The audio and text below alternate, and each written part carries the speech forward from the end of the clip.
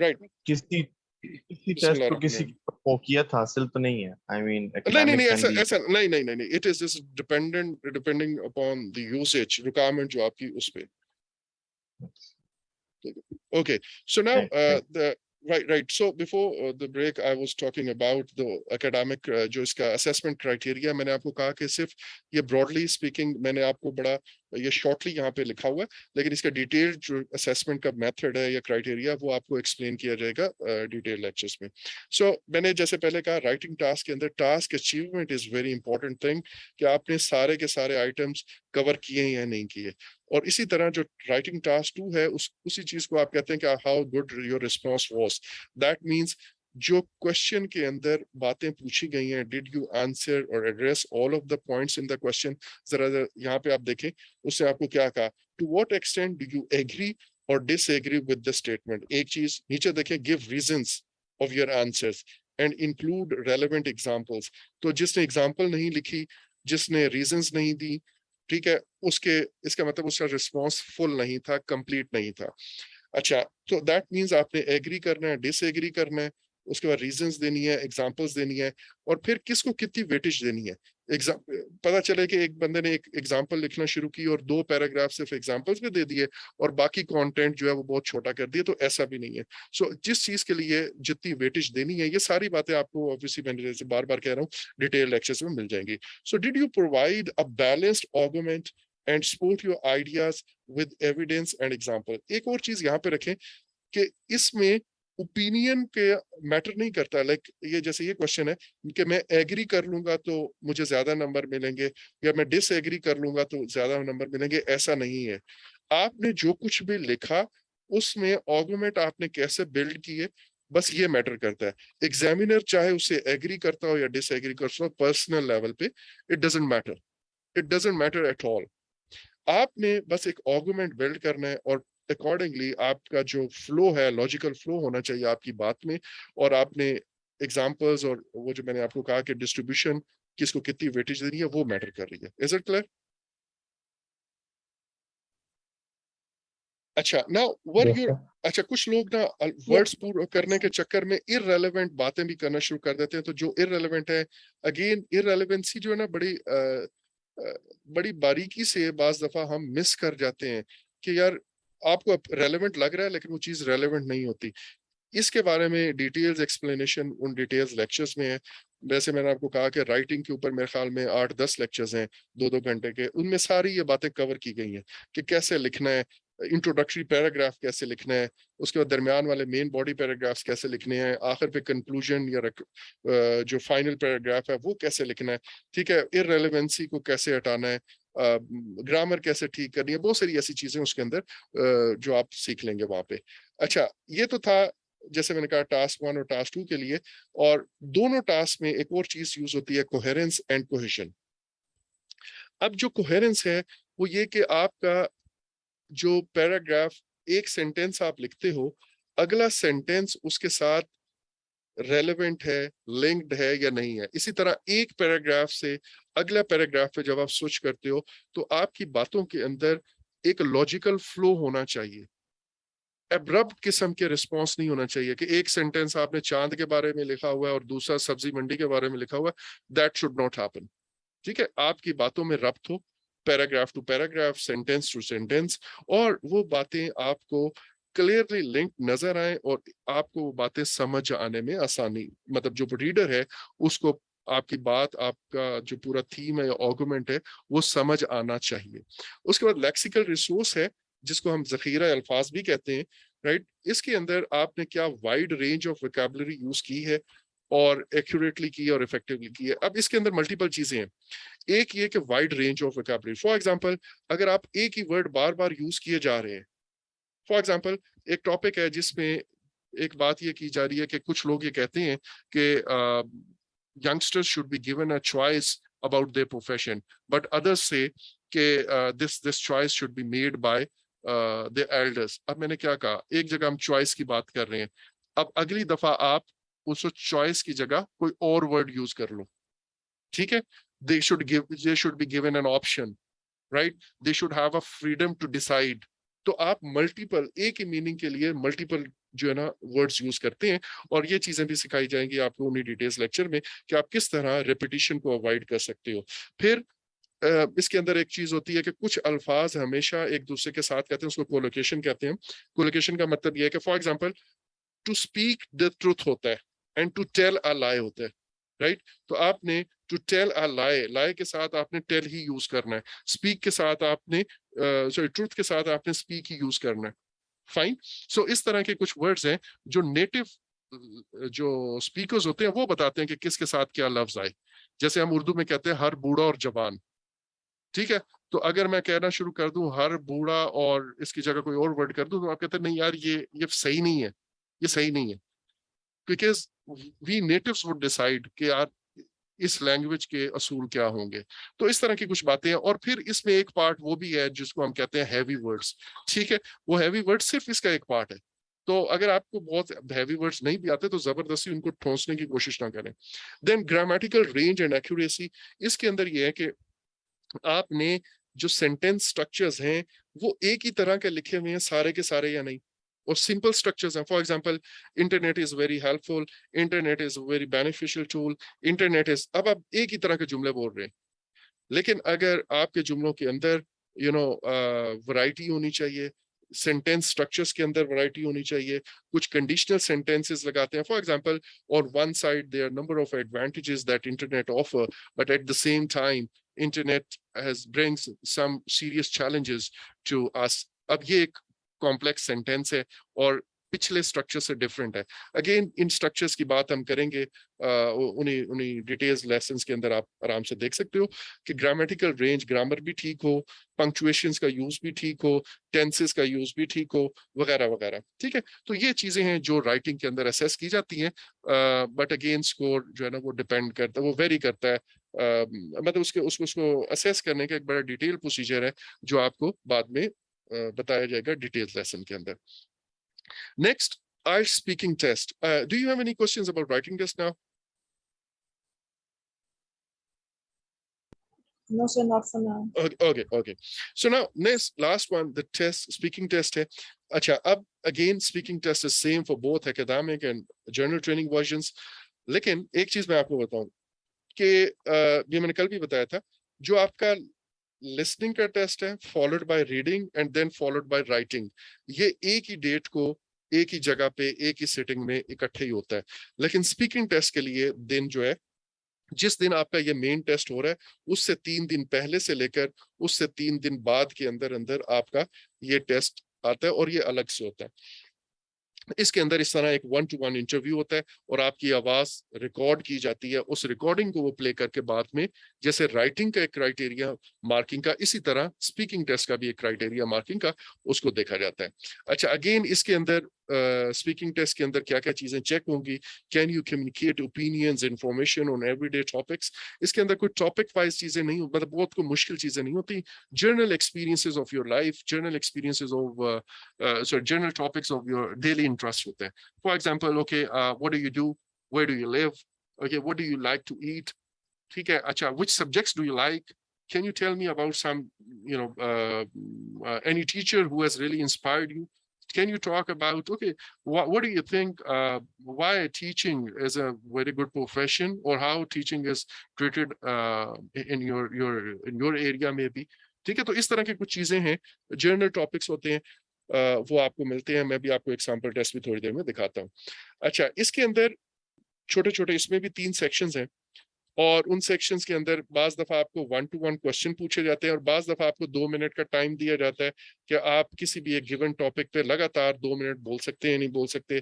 फिर आपके अपने आइडियाज को, जैसे रीडिंग में था, सॉरी राइटिंग में था, कोहेरेंटली लिख सकते हैं, नहीं लिख सकते, क्या अपने ओपिनियन को आप बिल्ड कर सकते हो, नहीं कर सकते हो। फिर analyse, discuss and speculate about issues. तो अगेन इसमें गलत या सही, इवन सच या झूठ भी मैटर नहीं करता। For example, if examiner ask you, can you tell me about any place that you have recently visited and you liked it very much? Or can you tell me about a gift that you have recently received and you really liked it? तो अब इस case में हो सकता है मेरी तरह का कोई बंदा हो जिसने शायद ही कोई गिफ्ट रिसीव की हो पिछले काफी अरसे से, तो बचपन में भी किया था ना, तो आप झूठ बोल दें कि यस, वो वेल या इवन आप ये कह सकते हैं, well I haven't received any gift in the recent time, but I still remember a gift that I received during my childhood. या आप इसी को अभी रिसेंट का बना के बता दें। सो इट हार्डली मैटर्स, सच या झूठ मैटर नहीं कर रहा है यहाँ पे, फैक्ट्स मैटर नहीं कर रहे। It is how well you can communicate the information और idea that is in your mind. Is it clear? Yes. अच्छा, स्पीकिंग टेस्ट के बिफोर आई मूव फॉरवर्ड, मैं आपको ना कुछ चीजें बता दूं। एक तो ये कि एक्सेंट्स जो हैं वो they really you know it is very difficult for us कि हम बड़े शॉर्ट टाइम के अंदर अपने एक्सेंट्स जो है वो इम्प्रूव कर सकें।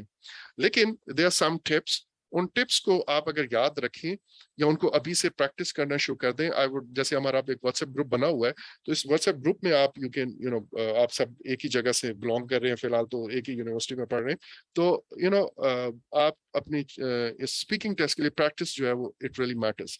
मैं आपको एक यूट्यूब चैनल भी है, गालिबन सैयद इजाज बुखारी उनका नाम है, उन्होंने कुछ टिप्स दिए हुए हैं, ठीक है, मैं उनको क्रेडिट देता हूँ उस चीज का, मैं उसको खुद यूज नहीं करता, लेकिन उन्होंने बड़े मजे के टिप्स दिए हुए हैं। फॉर एग्जांपल मैं भी आपको एक बताता हूँ। लुक, मैं एक वर्ड लिखता हूँ पाकिस्तान आपके सामने, how accents can be improved,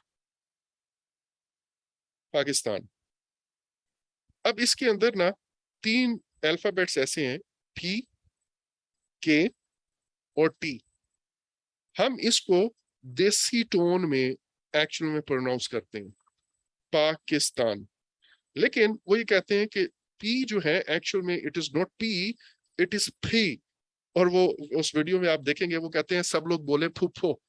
once you can pronounce फुफो, तो इसका मतलब आपको फी का पता है, फे की साउंड का पता है। तो ये कहते हैं कि पी को फे बोले हमेशा, so it would become Pakistan. लेकिन अभी इसी तरह के को भी वो कहते हैं खे बोले, और टी को भी वो कहते हैं ठी बोले। नाउ विद दिस, ये सिर्फ ये प्रैक्टिस करने से, फ ख ठ, ये 3 प्रैक्टिस करने से it would become Pakistan. You see, within minutes you can improve, rather than improve your accents. Is it clear? उन टिप्स को यूज करें, शर्माए नहीं। इसमें जनरली झिझक होती है, ठीक है, बट शर्माए नहीं। इसके लिए थोड़ा सा बोलें, खुल के बोलें। अच्छा जी, now timing and composition of the speaking test. जैसे ये ना 14 मिनट्स, 11 to 14 मिनट्स का 1-to-1 इंटरव्यू है। यहाँ पे आपसे इंटरव्यू लेने वाला बैठा होगा, दूसरी तरफ आप बैठे होंगे, और आपको कुछ क्वेश्चंस किए जाएंगे और वो क्वेश्चंस बोले जाएंगे। इसमें वो जॉब इंटरव्यू वाला प्रेशर नहीं होता, वो आपको बड़ा रिलैक्स कर देते हैं शुरू में ही, ठीक है। और वो एक रियल लाइफ सिचुएशन है। इसको आप यूं अस्यूम करें कि that you are not sitting in an interview, rather you are sitting with the passenger in the train whom you don't know earlier। पहले से आप जानते नहीं है, 2 पैसेंजर हैं जो ट्रेन में आमने सामने बैठ गए हैं, अब वो आपस में बातें कर रहे हैं। जस्ट लाइक दैट, वो आपस में एक दूसरे का इंट्रोडक्शन कर रहे हैं, बातें कर रहे हैं।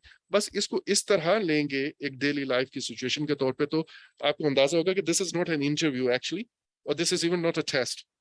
ठीक है, एक general conversation between, after all you have to go to a foreign country जहाँ पे इंग्लिश बोली जाती है, तो वहां पे you should be able to communicate to people.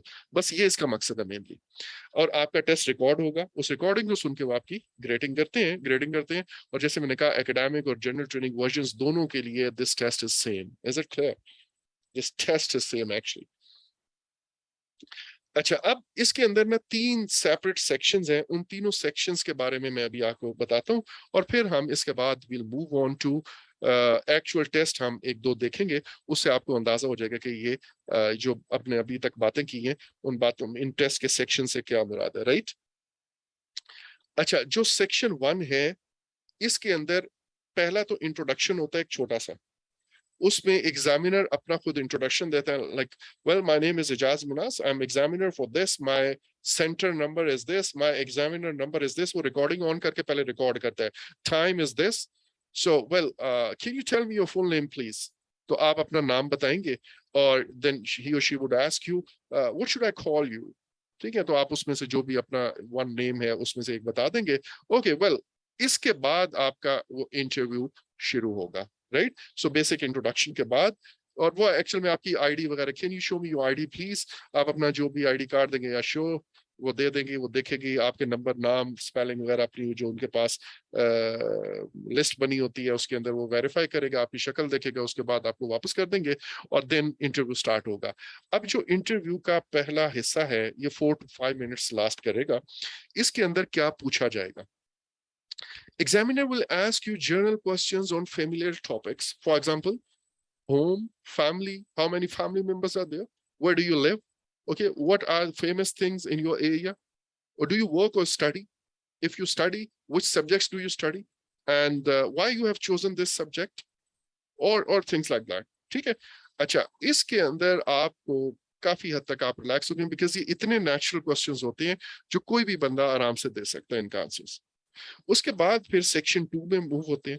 ये आपको खिताब करना होता है, एक लॉन्ग रन में आपने बोलना होता है। लॉन्ग रन से मुराद बहुत लंबी डिबेट नहीं है या तकरीर नहीं है, एक्चुअल में इसमें आपने सिर्फ 1 to 2 मिनट्स बोलना होता है ऑन अ गिवन टॉपिक। और उसके लिए भी वो पहले आपको टॉपिक देते हैं, रिटन लिखा हुआ टॉपिक देते हैं कि ये लिखा हुआ है, इसमें आपने ये पॉइंट्स कवर करने हैं और आपके पास 1 मिनट है।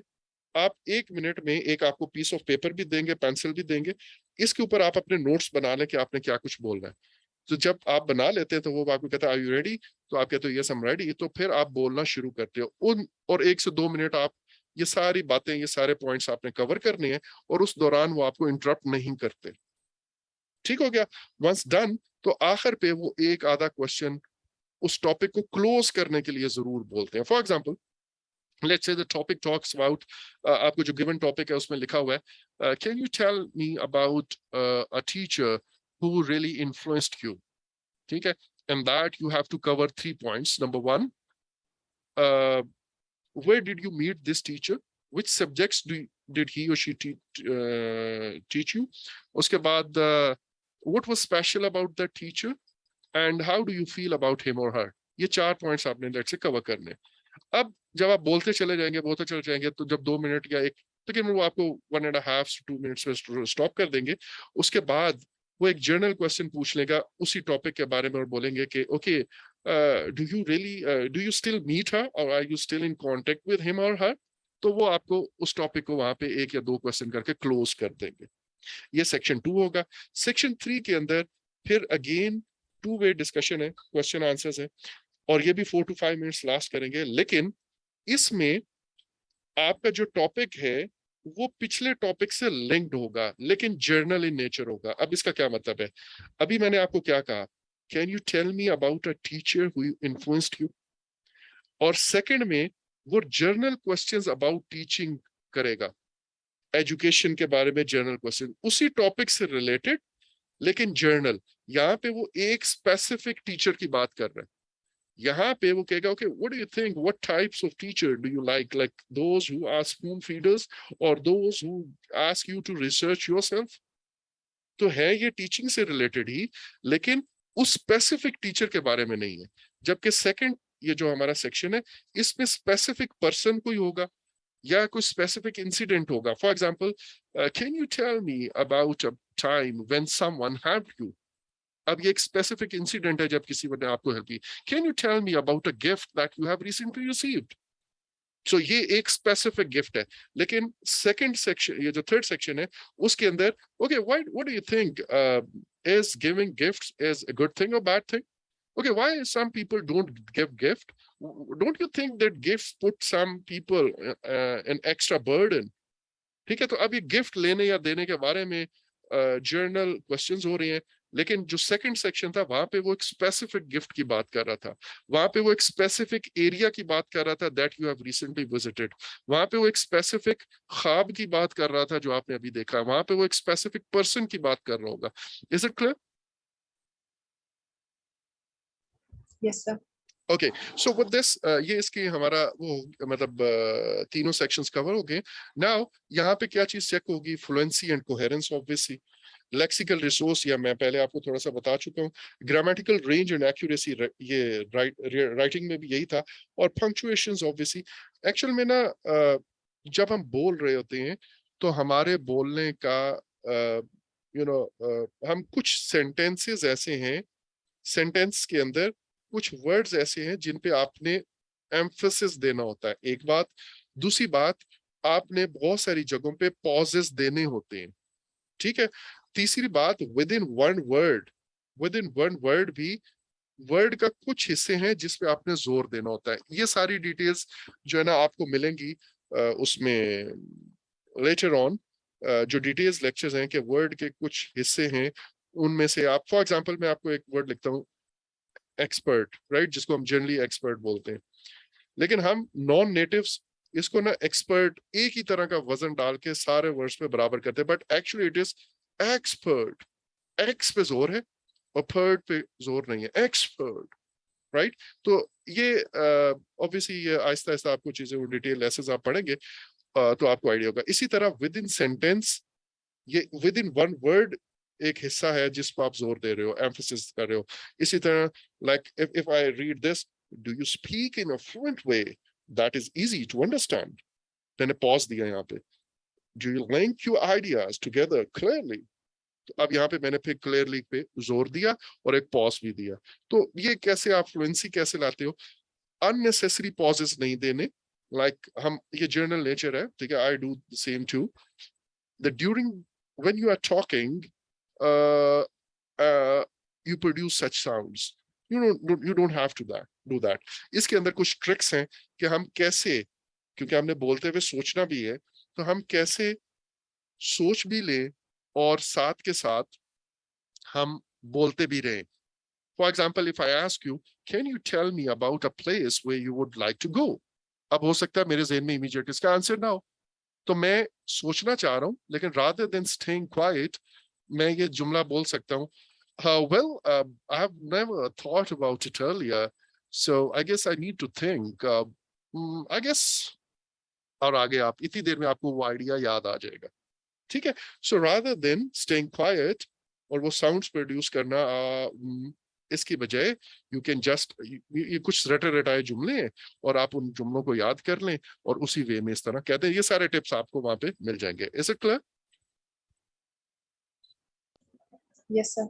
Okay, so with this, I'm done with the basic introduction of all the 4 modules, that is listening, speaking, reading, writing and speaking. अब मैं जरा जल्दी से आपको इन चारों टेस्ट के एक एक सैंपल दिखा देता हूँ, राइट। आप में से जिसने लिसनिंग टेस्ट ऑलरेडी अटेम्प्ट किया हुआ है उसको तो खैर आइडिया होगा, बट जिन्होंने नहीं किया उनको थोड़ा सा ये आइडिया मैं यहाँ पे दे देता हूँ। फॉर एग्जाम्पल हियर, ये मेरे पास एक लिसनिंग टेस्ट है। इस लिसनिंग टेस्ट के अंदर I told you there would be 4 sections और हर सेक्शन के अंदर 10 क्वेश्चंस हैं। अब ये 1 to 10 क्वेश्चंस हैं सेक्शन 1 के अंदर, और आपको यहाँ पे कुछ चीज लिखी हुई है, it's a lodge retirement home. ये क्या है, इसके बारे में ऑडियो आपको वो बताएगी कि ये क्या चीज है और इसमें कौन से 2 लोग आपस में बात कर रहे होंगे, ठीक है, ये ऑडियो में लिखा होगा। आपने आंसर देना है no more than 2 words and और अ नंबर। अब इसका क्या मतलब है ये आपको डिटेल लेसन में मिल जाएगा, no more than 2 words and और अ नंबर का क्या मतलब है। अच्छा, यहाँ पे एक एग्जांपल वो पहले आपको करके देते हैं और उसके बाद रिकॉर्डिंग दोबारा प्ले होती है और आपको कहते हैं कि यार अब आप आंसर करें। अच्छा, अब आपके पास अगर देखें, लेट्स से मैं आपको ये कहता हूँ you have some time to look at question number 1 to 4। अच्छा, यहाँ पे वो कह रहा है activities program involving volunteers. Monday evening को क्या होता है, computer training. Training needed in how to produce. अब यहाँ पे क्या चीज बनानी है, this would be your focus of attention. अब वो जब बोलेंगे तो आपने ये देखना है कि यहाँ पे क्या चीज प्रोड्यूस की जा रही है या करने के लिए ट्रेनिंग देनी है। देन ट्यूसडे आफ्टरनून सिंगिंग का है, ठीक है, the home has a dash and some to play it. अब ये डैश यहाँ पे क्या चीज है वो आपने गौर करनी है। Then Thursday morning growing something, and then home doesn't have many dash for gardening. यहाँ पे अपेरेंटली मुझे वैसे ही लग रहा है कि प्लांट्स हो सकता है, ग्रोइंग प्लांट्स में भी, ठीक है। तो ये मैंने 4 क्वेश्चंस देख लिए। रिकॉर्डिंग में आपको वो खुद ही चलती रहेगी, आपके कंट्रोल में नहीं होगा कि भाई नहीं अभी मैंने 4 क्वेश्चंस नहीं देखे। आपने 30 सेकंड्स के अंदर इन चारों क्वेश्चंस पे गौर कर लेना है और फिर आपके पास ऑडियो प्ले होगी। Right now I am playing the audio. Recording 67. You will hear a phone conversation between two people, Kathy and John. John is hoping to volunteer at a retirement home. First, you have some time to look at questions 1 to 10. अब आप देखें इसमें again ये test is not a very good quality test because directly question number 1 से 10 तक उसने कह दिया, ऐसा नहीं होता। शुरू ये सिर्फ लास्ट सेक्शन में ऐसा होता है कि सारे क्वेश्चंस एक ही गो में वो करवाते हैं, वरना आपसे 4 से 5 क्वेश्चंस वो देते हैं, ठीक है। तो आपको वो 30 सेकंड्स देंगे जिसके अंदर आपने ये क्वेश्चन करना है। लेकिन आपने ये देखा कि वो उन्होंने पहले इंट्रोड्यूस करवाया दो बंदों को कि कौन कैफी एंड जोन्स आपस में बात करेंगे और वो क्या है। उसके बाद रिकॉर्डिंग चलेगी और रिकॉर्डिंग चलने के बाद you answer the question. Kathy speaking. For example, here. Hello. Hillary Lodge Retirement Home. Kathy speaking. Hello, my name's John Shepherd. Could I ask if you're the manager of the home? That's right. Oh, good. Hello, Kathy. A friend of mine is a volunteer at Hillary Lodge, and I'd like to help out too, if you need more people. I work part-time, so I have quite a lot of free time. We're always glad of more help, John. Shall I tell you about some of the activities that volunteers get involved in? Please. Well, on Monday evenings, we organise computer training. We've got 6 laptops and 5 or 6 residents come to the sessions regularly. They're all now fine at writing and sending emails, but our trainer has just moved away and we need 2 or 3 volunteers who can help the residents create documents. Just simple things, really. I'd certainly be interested in doing that. Great! Then on Tuesday afternoons, we have an informal singing class. Okay, I guess you heard that. उसने कहा कि documents produce करने ना, documents is the answer. Is it clear? Are you people there? Okay, so इसी तरह section 2 है. Section 2 में जब आप जाएंगे वहां पे भी आपको कुछ खास टाइप के क्वेश्चंस हैं। ये आपको जो डिटेल लेक्चर्स है वहां पे लिखा हुआ है कि नोट्स कंप्लीशन कैसे करनी है। ये डायग्राम है, तो इस डायग्राम को यहाँ पे नाम लिखने हैं तो वो कैसे करने हैं, ठीक है। इस तरह का फिल इन द ब्लैंक्स है तो इनको हमने कैसे हल करना है, और ये हेडिंग्स हैं इनको हमने मैच कैसे करना है। So everything is explained in those lectures, ठीक है। आप एक आधा टेस्ट, एक क्या मल्टीपल टेस्ट अटेम्प्ट कर रहे हैं, जैसे मैंने कहा लिसनिंग के लिए you don't require any instructor, आप बड़े आराम से उसको देखते जाएं और करते जाएं। अच्छा, ये हो गया, लिसनिंग को मैं अभी बंद कर रहा हूँ। उसके बाद रीडिंग के बारे में मैंने आपको ऑलरेडी दिखा दिया हुआ है कि जर्नल रीडिंग और जो एकेडमिक रीडिंग है उसमें क्या फर्क है और किस तरह की आपको ये जर्नल रीडिंग का टास्क 1 है। फॉर एग्जाम्पल ये कुछ एडवर्टाइजमेंट्स लिखी हुई है, ये आपके सामने एडवर्टाइजमेंट्स हैं। ये एक रेस्टोरेंट है, ये दूसरा रेस्टोरेंट है, ये तीसरा कैफे रेस्टोरेंट है, ये चौथा है। तो आगे क्वेश्चंस आपके पास इस बारे में होंगे। फॉर एग्जांपल कौन सा ऐसा रेस्टोरेंट है जो वेंसडे को डिस्काउंट ऑफर करता है, कौन सा ऐसा रेस्टोरेंट है जो बच्चों को अलाउ नहीं करता, कौन सा ऐसा रेस्टोरेंट है जहाँ पे म्यूजिक भी प्ले होता है, कौन सा ऐसा रेस्टोरेंट है जिसपे फायरवर्क्स भी होते हैं। तो ये एड्स देख के आपने आंसर्स करने, राइट। सो ये जर्नल ट्रेनिंग के क्वेश्चंस हैं। एकेडमिक के अंदर आप देखें तो वो चीजें थोड़ी सी लेंथियर हैं और थोड़ा सा उसका लेवल भी टफ है, लेकिन again as I told you कि इसके सारे टिप्स आपको वहां पे मिल जाएंगे। अच्छा, अब हम आते हैं राइटिंग टेस्ट के अंदर। एज आई टोल्ड यू कि जो जर्नल ट्रेनिंग वाला राइटिंग टेस्ट है उसके अंदर पहला question is about writing a letter. तो इसको आप पढ़ें। You rent a 4-bedroom house which you share with 2 other students. However, there are several problems with the house that need fixing. You also find it expensive and would like to find another student to share the separate spare bedroom.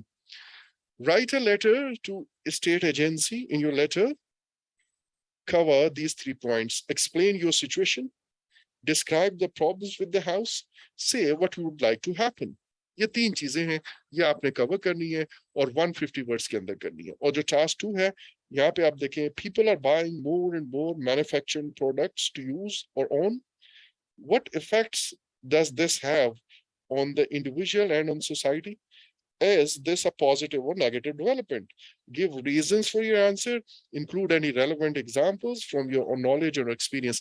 अब knowledge का क्या मतलब है, experience का क्या मतलब है, examples कैसे इंक्लूड करनी है, ये 3 पॉइंट्स कैसे कवर करने हैं, इंट्रोडक्शन कैसे लिखना है, कंक्लूजन कैसे लिखना है, everything is explained in those detailed lessons, right?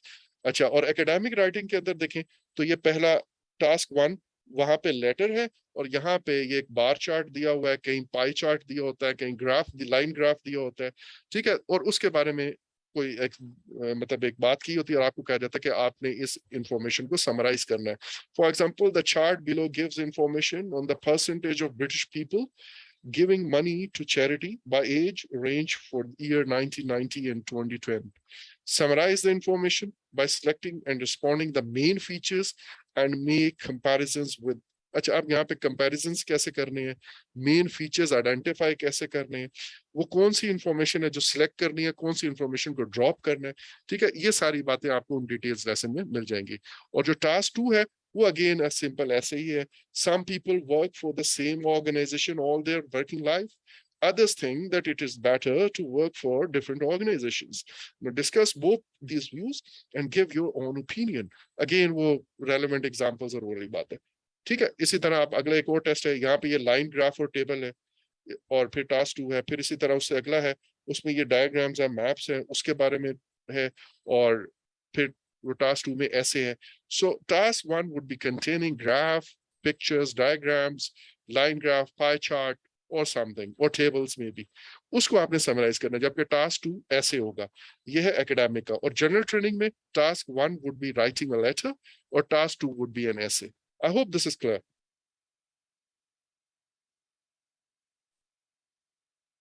Yes, sir. Okay, now before I conclude, एक दो advices हैं. वो advices ये हैं कि look, generally IELTS के लिए मैं आपको ये जरूर कहूंगा कि whenever you start preparing for IELTS, इसके ना आपने अपना टाइम एक फिक्स कर लेना, right? And you have to be very regular. होता ही है कि लोग 2-3 दिन एक लेक्चर सुन लेते हैं, उसके बाद फिर दे जस्ट स्लीप. ऐसा ना करें, रेगुलर सुने और कोशिश करें कि एक ही गो में, like by spending 15 to 20 days, you should be able to, prepare for the IELTS.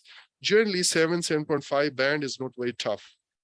आपको बहुत जल्दी अंदाज हो जाएगा, within maybe 5 to 7 days you get to know कि यार मेरा listening is okay, मेरा let's say reading is fine, writing में थोड़ी सी improvement है और speaking में काफी improvement चाहिए. बहुत जल्दी आपको अंदाजा हो जाएगा. फिर आपके जो weak areas है उस पर focus करें, but do it as a continuous effort. Don't just leave it halfway. ठीक है, इसके लिए बेहतर ही होता है कि आप ग्रुप्स में कर लें. वैसे तो ये बेहतर होता है कि आप किसी टीचर के साथ बेशक रजिस्टर कर लें. मैं I am not saying you to pay something to somebody, लेकिन उसमें होता ही है कि जनरली आपने यू आर बाउंड, आप क्लास लेने जाते हो तो फिर उस लिहाज से आप पैसे क्योंकि दिए होते हैं तो आप रेगुलर हो जाते हो. लेकिन ऑब्वियसली उसके बगैर भी I am available for this, it's all free. I am saying it again and again, you are my students, right? तो मैं कोई ऐसा वो नहीं है ना, मैं अब IELTS ट्रेनिंग करवाता हूँ. It's been long, I have left it. So आपको जब भी मेरे पास टाइम हुआ तो I definitely will be there to facilitate you guys. But कोशिश ये करें, खुद से अपना एक टाइम फिक्स करें, घंटा, पौना घंटा, जो भी है, उसमें इसको टाइम जरूर दें. Fine. Okay, now if you have any questions, please let me know. Otherwise, we'll just conclude it now. अस्सलाम वालेकुम सर. वालेकुम सलाम. अच्छा सर, ये पहले हमने ये चीज डिस्कस की थी कि एकेडमिक और जो जनरल ट्रेनिंग है, व्हाट इफ मैंने एकेडमिक क्वालिफाई किया हुआ है और मैं अब इसमें वर्क वीजा अप्लाई करना चाह रहा हूं, तो वो नहीं accept या no, they don't actually. I had personal experience of it. मैं कनाडा में अप्लाई करना चाह रहा था, then मेरा एकेडमिक किसी और जगह पे मैंने करना था. I did that and academic is generally considered tougher than general training. लेकिन उन्होंने कहा नहीं, आपके लिए जनरल ट्रेनिंग लेना जरूरी है. Then I had right to sir, thank you. Right. Okay. Thank you. Okay. So anybody else?